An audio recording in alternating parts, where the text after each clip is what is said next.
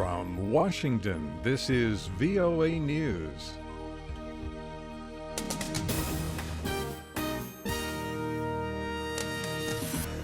I'm Dave DeForest reporting. Secretary of Defense Ash Carter revealed Thursday that the U.S. military has been conducting joint patrols in the South China Sea with the Philippines. These patrols will continue to help build our interoperability and improve the Philippine Navy, even as these patrols contribute to the safety and security of the region's waters. Speaking at a news conference in Manila with his Filipino counterpart, Carter said the first South China Sea joint patrol was carried out in March. Defense officials say a second one was completed in April. The announcement comes amid concerns by the U.S. and others about China's aggressive actions in disputed areas of the South China Sea.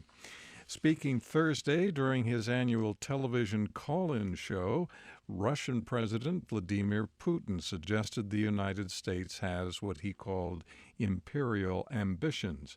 Commenting on another subject, he said Syrian people must engage in talks to agree on a new constitution and that the solution to Syria's problems is not to be found in military action. The European Union accuses Turkey of backsliding on democracy. Members of the European Parliament Thursday approved an annual progress report on Turkey. The report criticized that nation's record on human rights and media freedom and urged the country to show progress in the rule of law and fundamental values. 2 years after Islamist militants kidnapped more than 200 schoolgirls in northern Nigeria, a new video purports to show the missing girls, or at least some of them. Until now, there has been almost no news about the 219 girls taken by Boko Haram militants in 2014 from a school in the town of Chibok, but a video emerged Wednesday showing 15 of the girls. This is VOA News. The Turkish parliament has begun the process of lifting the immunity of leading parliamentary deputies of the pro-Kurdish party. Dorian Jones reports. Parliament is considering a motion by the ruling AKP to amend the constitution to ease immunity for parliamentary deputies.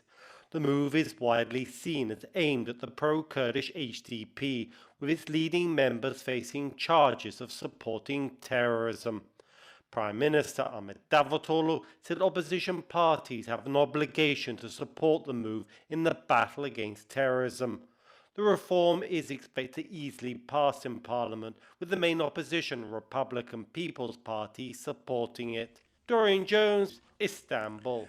The two U.S. Democratic presidential candidates, former Secretary of State Hillary Clinton and Vermont Senator Bernie Sanders, will debate Thursday in New York, just days before next week's nominating contest in the state. Pre-election surveys show Clinton with a lead of 10 percentage points. On the Republican side, polls in New York show businessman Donald Trump far ahead of his two opponents, Senator Ted Cruz and Ohio Governor John Kasich. World Bank President Jim Young Kim said Thursday he is extremely concerned about the widespread creation of offshore companies by wealthy people around the world to evade taxes. He also decried the push in Europe to curb migration, as well as proposals by U.S. Republican presidential candidates Donald Trump and Ted Cruz to erect barriers along the U.S. southern border. Smart leaders have to sit back and say, we're going to need migrants. We're going to need to increase the diversity and inclusiveness of our societies over time, not only because it's the right thing to do, but for economic reasons. Kim said he is also very worried about the recession in Russia, whose economy has been hobbled by declining oil revenues and Western sanctions. Syrian government delegates are due to attend peace talks with opposition representatives in Geneva Friday. They will try to bring an end to 5 years of civil war in that country. U.S. Congressman Keith Ellison, a Muslim, says the Islamic State group is threatening to kill him. The Islamic State issued death threats this week against a number of people it calls politically active apostates in the Western world. They include Hama Abedin, an aide to Democratic presidential candidate Hillary Clinton. U.S. Secretary of State John Kerry says he was alarmed at a video of Russian warplanes flying dangerously close to a U.S. warship. He said he will raise the matter directly with Russia's Foreign Minister Sergei Lavrov. A State Department spokesman says Kerry described the Russian maneuvers as unprofessional, needlessly provocative, and dangerous. On Wall Street, stock market concluded the day mixed. I'm Dave DeForest in Washington. That's the latest world news from VOA.